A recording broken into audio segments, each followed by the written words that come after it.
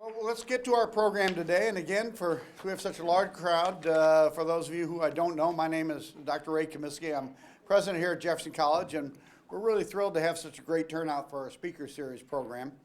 Our program today is Notre-Dame Cathedral, and is being presented by Jefferson College art professor Blake Carroll, who spent 34 years in higher education, the last 24 here at Jefferson College.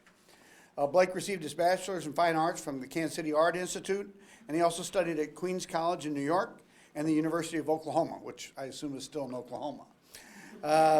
He received his master's in fine arts from Boston University, and Blake has spent the last 40 years specializing in painting and photography, and his work has been exhibited from Boston to Florida to Texas and numerous other locations throughout the Midwest.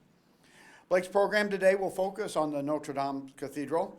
As I'm sure you recall and you saw in the video, on April 15, 2019, a devastating fire partially destroyed the cathedral, damaging its roof and causing its spire to collapse. However, millions of dollars have been raised to rebuild this treasure, and plans call for it to be rebuilt exactly as it appeared before the fire. The cathedral's beginnings took place more than 850 years ago and remains today as one of the most important landmarks of the French capital, visited by approximately 13 million people each year, making it the most popular monument in Paris and all of France. There are many aspects of the cathedral that make it such a special place, including its architecture, rose windows, and its various organs and immense church bells. Each, by the way, are named after a saint. While the Notre-Dame Cathedral is still a functioning Catholic church, it is also home to one of the most revered religious artifacts, the Holy Crown of Thorns. So Blake is going to share with us some of the other interesting facts about the cathedral, both historic and current. Hope you know that, Blake. But please join me in welcoming Professor Blake Carroll.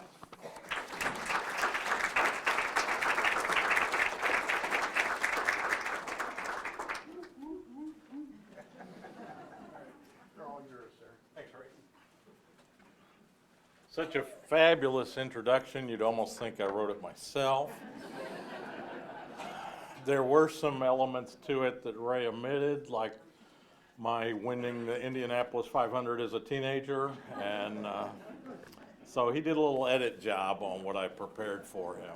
So on this first slide, I've just got our basic outline of what we're going to do today. Talk a little bit about the architectural significance of Notre Dame.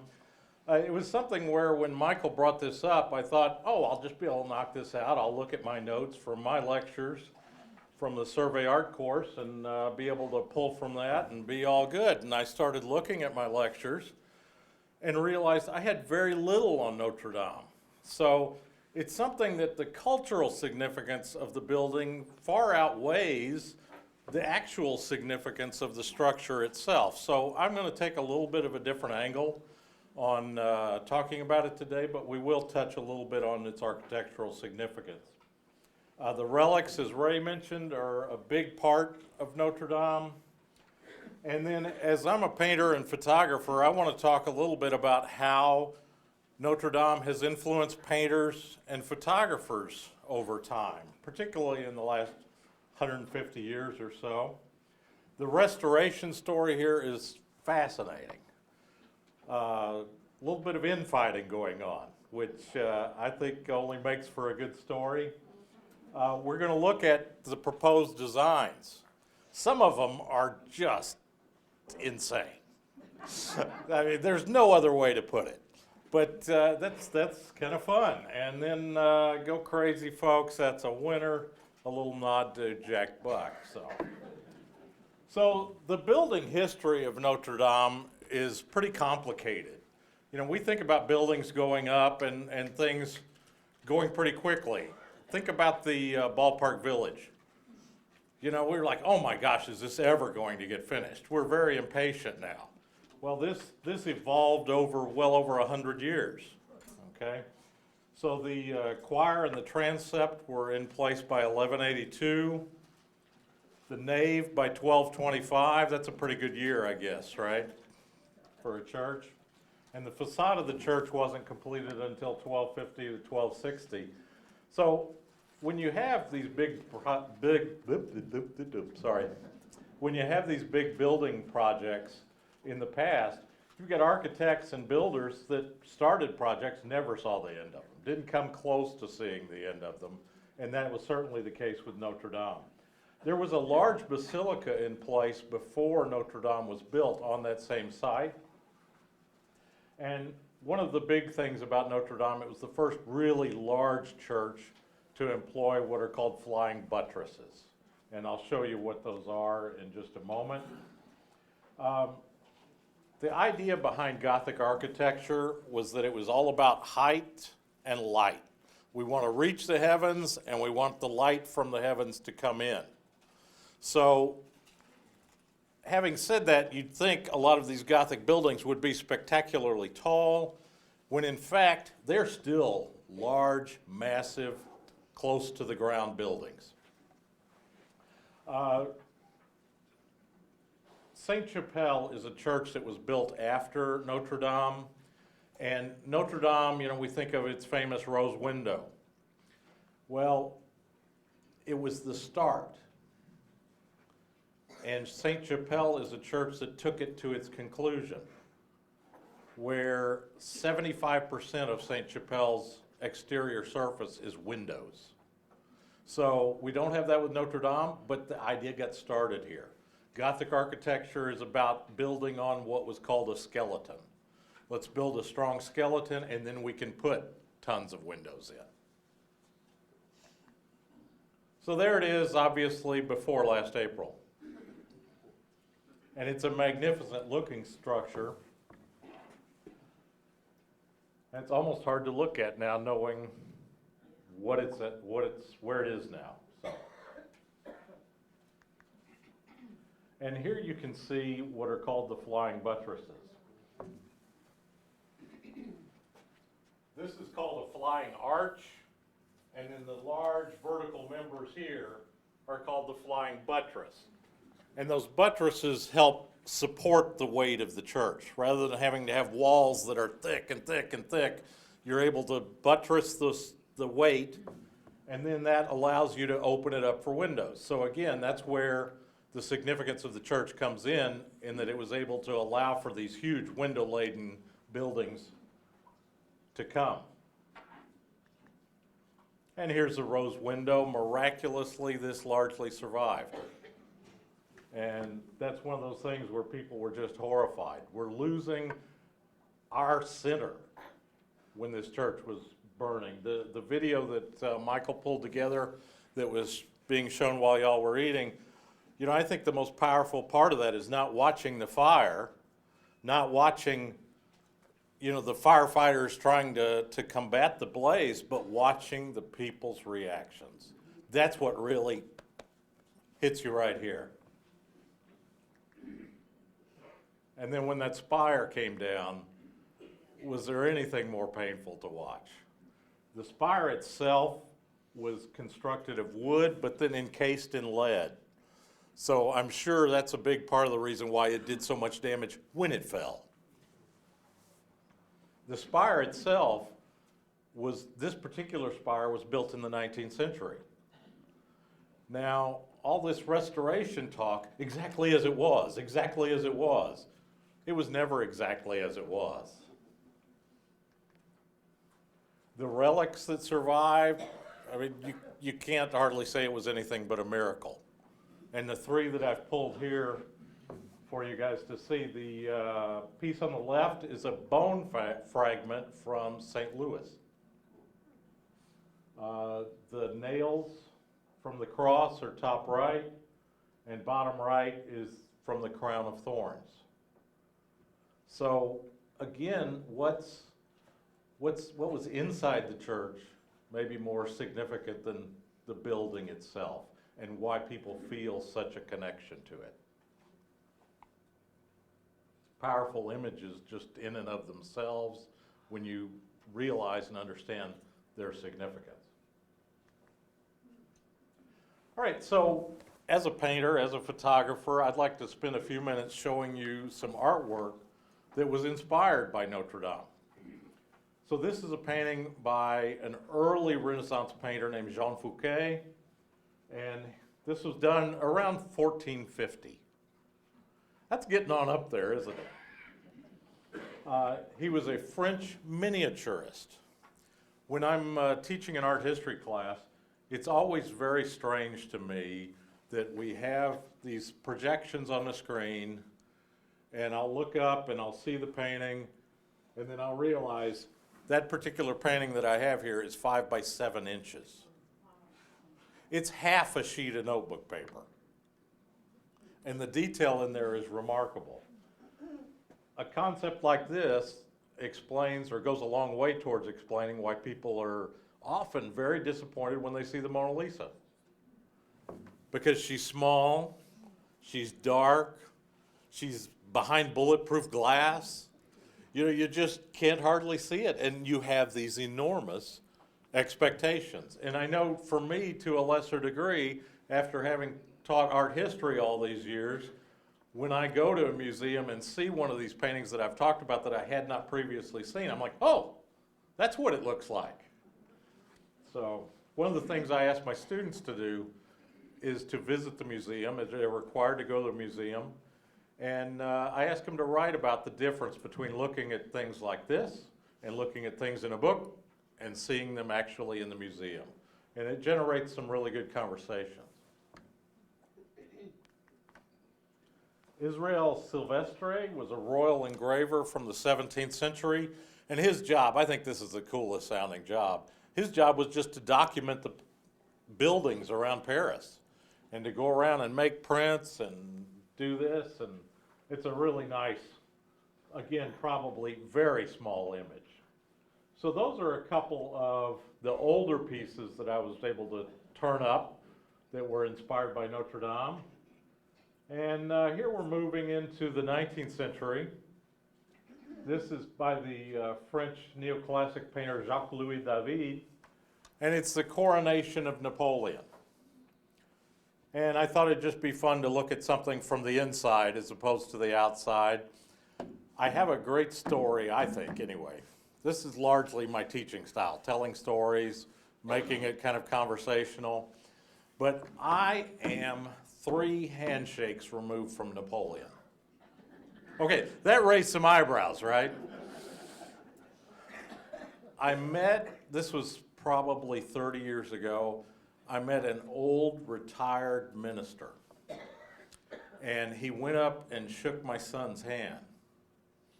And he said, "You are 2 handshakes removed from Napoleon." And, you know, my son was little, but he knew this name. And it turns out this old minister, when he was a young boy, had met one of Napoleon's guards, who was a very old man at the time he met him.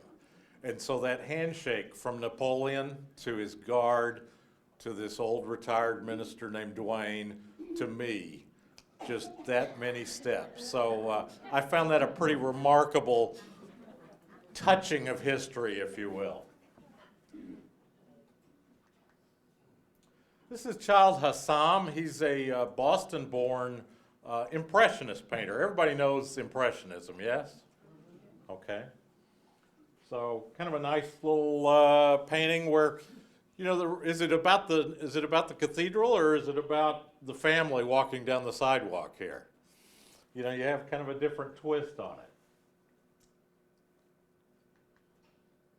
Maximilien Luce, another French painter from 1901. This is an example of a style called pointillism. How many of you have seen pointillist paintings before? Okay. Everybody knows the famous one in Chicago, the Sunday afternoon on the island of La Grande Jatte by Seurat with all the dots. But again, a lot of activity around it. Maybe Notre-Dame isn't the focus. Love that color. Edward Hopper, do we know this name? Yes? What did Hopper paint? Nighthawks. Nighthawks, the people sitting in the diner, okay, that has been parodied so many times. You think you're seeing Nighthawks sometimes in an illustration, and you realize, oh, wait a minute, that's Elvis and Marilyn Monroe and James Dean sitting in this diner. So Hopper studied for a little while in Paris at the very beginning of his career and made this painting of Notre-Dame. This would have been early 1900s. This is my guy, Henri Matisse. He was the yin to Picasso's yang. Okay, we can put it that way. One of the two greatest painters of the 20th century. And one of the things I like to do in my art history classes is look at how art evolves and artists evolve. And if you look at the painting on the left, yeah, it's got some bright color, but it's pretty conventional. And Matisse had a studio that the view looked out over Notre-Dame. Man, I want that studio bad, let me tell you. So, but early on, and he's in his 30s in the painting on the left, early on he paints it in a fairly straightforward manner.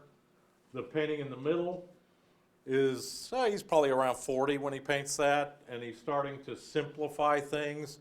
One of Matisse's teachers at one point told him, he said, "You were born to simplify painting." And I think things come across very straightforward. And if I'd just shown you the painting on the right, which was done probably in his 50s or 60s, and told you that was a painting of Notre Dame, you might kind of look at me a little funny. You might look at me like you did when I told you I was 3 handshakes removed from Napoleon.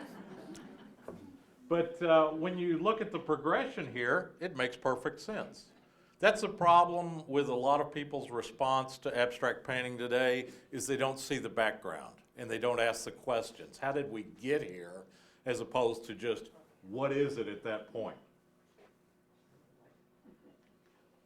And I had to throw Picasso in. I'm not a huge fan of this particular painting. It makes me think about the expression where people say, "Oh, if Picasso had only spent 5 more minutes on this one." Okay? He was a remarkably fast and prolific painter. The thing about Picasso, and I'm not going to harp on this too long, the thing about Picasso is when he was 16 years old, he could paint the most beautiful, realistic, dynamic paintings, but then he was going to live another 80 years. Are you just going to keep doing that same thing over and over and over again? No, you've got to reach for new ways. It's often been said that as a child, Picasso saw with the eyes of an adult, and as an adult, he looked to continue to see with the eyes of a child. Thank you. Got to have a little affirmation here. So, yeah, it's pretty complex, and it may or may not be a disaster, but it was inspired by Notre-Dame. Now, in addition to painters being inspired by Notre-Dame, a lot of the great photographers were as well. This is Eugene Auger. Kind of like the way it's looking through the trees at that building that dominates. Brassai. One of the things that happened in early photography is completely the opposite of what we want now. Everybody's sharper, sharper, sharper. This image has to be just incredibly sharp and crystal clear. What a lot of early photographers like Brassai did, and you can particularly see it on the left image, was try to make their photographs look like paintings. And that's kind of come back a little bit now too. One of my students had this great expression where she said, "That's not sharp, but it's emotionally in focus." Henri Cartier-Bresson was another French photographer who was known for coining a term or a phrase that he called the decisive moment, getting it at just the right split second. There's a fantastic photograph he took of somebody jumping across puddles and holding an umbrella, but the foot is just, almost about to touch the ground. The decisive moment. Look at him giving her a kiss.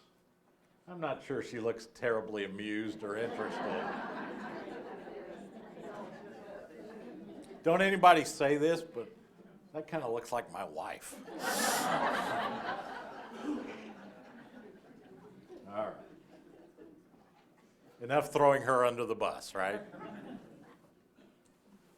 All right, so the proposed restoration. There's been a lot of controversy. There has been some backlash. Immediately upon this tragedy happening, they came out and said, we are going to rebuild it exactly as before. And then almost immediately, there were people calling to modernize it. Let's do something a little bit differently with it. There are historical precedents for change. And I think if we were able to go back in time and talk to the architects, they would immediately say, no, let's not rebuild it the way we had to then. Let's rebuild it using all the modern technology and materials that you have at your beck and call today. Again, I said earlier, the spire was a 19th century addition.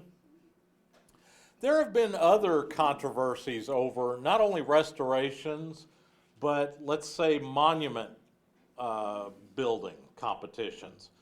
Do you guys recall when the Vietnam Memorial was built? Yes? No? People were like, what? It's a black wall? Are you kidding me? And it is one of the most visited monuments in the world today. And it means so much to people because they can go up and do that rubbing of their ancestors' name on the memorial. So, you know, sometimes we make good decisions, sometimes we make bad decisions. Sometimes the general public doesn't have the greatest idea as to what would be the best solution, but eventually they come around to it. So within hours, more than $1 billion was pledged to restore it. Now, Michael Booker informed me earlier that almost all of the money that actually has shown up has come from America, while a lot of the pledge came from France. But he also pointed out that the people that pointed this out were Germans. So, yeah. Sorry, Michael, that was too good a joke not to steal.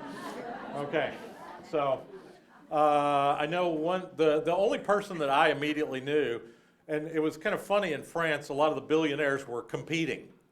I pledge $100 million. Well, the next guy comes along that's his rival and says, I got you for 110. All right, I'm going to make you look bad. Mr. Selma Hayek, you know, the actress, her husband is a French billionaire, and he's one of the ones that pledged around $100 million toward this restoration. A lot of people have come in and said, wait a minute. You know, we've got all these wealthy people that are pledging all this money. They just want tax breaks. And, you know, there may be something to the tax break there, but there's also a limit as to how much you can claim in terms of a tax break. And so that's not entirely fair to make that call. Other landmarks throughout the world have been destroyed recently. The National Museum of Brazil had a terrible fire in the last year or so, and it's received nowhere near the amount of pledges in terms of trying to rebuild it. So there are a lot of people saying, you know, there were all those monuments destroyed in Afghanistan, but where's the pledging for that? It's a Western, non-Western kind of thing that I think is a little bit fair to point out. The President of France has stated the goal to complete this restoration within 5 years. That's pretty heady stuff for something that took over 100 to build. But they want to have it ready for the Paris Olympics in 2024. And then the government has come out and said, we will rebuild it exactly as it was before. And so is that going to happen? Or, you know, there's all kinds of architectural firms putting in design ideas. And we're going to close by looking at some of those. There was actually something called the People's Design Competition, for which a winner has been crowned, but it really doesn't have anything to do with what's actually going to happen. So here we are on April 15th. That, for Cartier-Bresson, would be the decisive moment, just as it starts to fall. Okay, this is a design by Studio NAB. And that's kind of a cool look at the rooftop. Can you tell what they're proposing to do with it? It's a greenhouse. It's a greenhouse. Okay. Yeah. That's pretty cool, isn't it? You know, some of these off-the-wall ideas are kind of neat, but some of them are just off the wall. It is a swimming pool. Okay. So, before you say, oh, that is just wrong, There are two primary advantages here. One, it won't catch fire. And two, mass baptisms. Okay? We can fill this with holy water.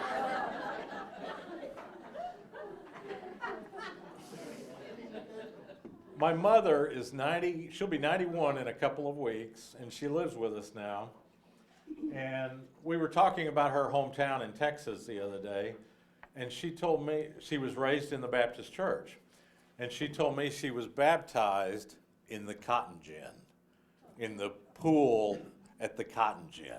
So if you can baptize somebody there, why not the roof of Notre-Dame? And I'm not going to try to pronounce the name of these architects besides Ulf. Here's a fictional design, and that is actually what the well, never mind. Okay, that is actually what this architect called it. He said it's a fictional design. Now, it's ridiculous, right? Okay, it's pretty bizarre. But the reason he came up with this design, or this firm came up with this design, was to show the folly of just trying to, match it or not match it. A lot of these designs, like the pool, were not intended in a serious manner until all the backlash, and they said, no, we are serious. We really do want to do this. But a lot of these are just to generate discussion, and that's what this design was all about.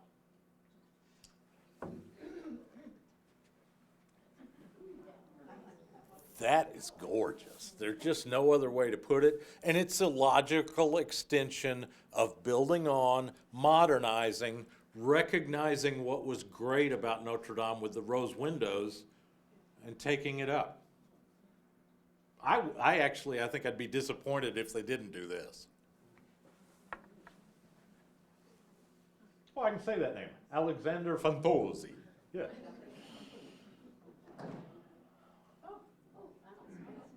That's really cool, too. Vincent Calabot. This is an eco-friendly design, and we're all about eco-friendly nowadays. This particular design would actually generate energy. Imagine that it's the most fantastic-looking solar panels ever. This also would have kind of the greenhouse thing, where it would generate 21 tons of vegetables a year. So, and that goes back to this whole restoration and rebuilding and all the money that's being pledged, because a lot of people have an issue with the pledges because they're saying we can come up with $1 billion like that to restore a building, but we can't deal with social inequality, we can't deal with the homeless, we can't deal with the hungry. Why can't we? Well, this almost answers both, doesn't it? I do think, since we're talking about church, it's worth revisiting the section in the Bible where Christ is having his feet washed. And somebody says to him, we could take these oils and sell them and get money to feed the poor. And he says, no, you're not always going to have me, but you'll always have the poor. Well, this is such an important symbol in that regard. That's beautiful, too. So, how many of you, when we started this, were like, no, exactly as before? There's got to be a few hands. Now, after looking at this, have you changed your minds a little bit? No? Okay. Gothic architecture was about trying to reach for the stars, reach for the heavens. Well, think about what they did with the 9/11 tribute, with the lights shooting up where the towers previously were. So that's at the heart of a couple of other proposals here. POA studio, that's really beautiful. And I love the cross at the top, because that was the one thing standing inside the church afterwards. That cross did not come down. I think that's a great symbolic gesture on the part of the architects here. Are they fountains? I think it's just glass and lights. Oh, Oh, wow. That's really beautiful. I guess the trick here, we've seen some night shots, we see some day shots. What can you come up with that's going to look good all the time, day in, day out? So, this architect's thought was rebuild it exactly as it was 8 days before, when it was on fire. Okay? This certainly rubbed a lot of people the wrong way. But it is kind of cool, Nope. No. Okay. I think there's very little chance of this happening, so. Here's another one of those where shooting the light into the sky, reaching for the heavens. Oddly enough, I think those are great ideas, but I don't think they've been really terribly accepted. There was a people's design competition held, and Zayu Kai and Sibi Lee were the winners here, and this was their idea. And so you see they were proposing to put a Paris time capsule at the top, and a kaleidoscope, and then mirrors for the roof, which, I looked at a lot of the other designs that were in this competition. I thought, well, okay, but I like a lot of what we looked at previously a little bit better than this piece that's called Paris Heartbeat. And so that's the one that the People's Design Competition was the winner. It got designs from all over the world. Yes, sir. How did the fire start? Michael, do you have an answer on that? They were in the middle of a big restoration project. The presumption is that there was an electrical fire. There has been an investigation. A lot of people were very curious because they announced right away as the fire was still going on that it wasn't terrorism, and they hadn't investigated yet. And so there are always, again, if you spend any time on that nice little internet we have, somebody's got a conspiracy theory. But there was construction work going on, and they have actually narrowed down to an electrical fire they believe caused the initial blaze.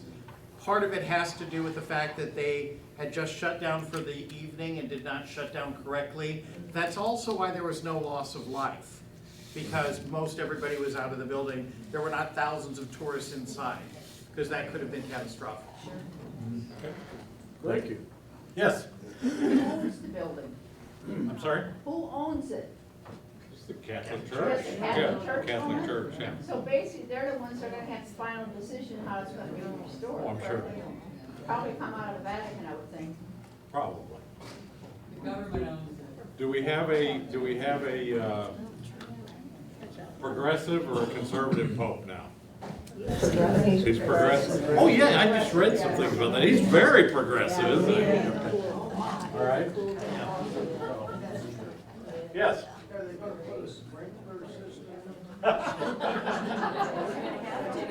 If they don't, I think that's It's a swimming pool. that's a really good idea, but if they do the pool design, you have a little boom. The fire's out, we're all good. So, yeah. I'm curious to know how many of us have seen this. How many of you have been to Notre-Dame? Wow. That's tremendous. I'm going to close with just a really quick story. My father was a very gifted public speaker and recognized and decorated for it. And he worked in civil service at one point in his career, and he was giving an address to a very large group. And he looked down in the front row of this group, and there were multiple four-star generals. And he came up to the microphone and he said, "I'm sure there are a lot of people that know more about this topic than I do." And he said, "Oh, those generals are just like this, puffing out their chests." And then he said, "But I don't see a one of them here." So I could not say that today because I have Michael as my question answerer. I've given you all I know about Notre-Dame, okay? So, thank you guys so much for coming, and I've got one more slide. Put a bow on this.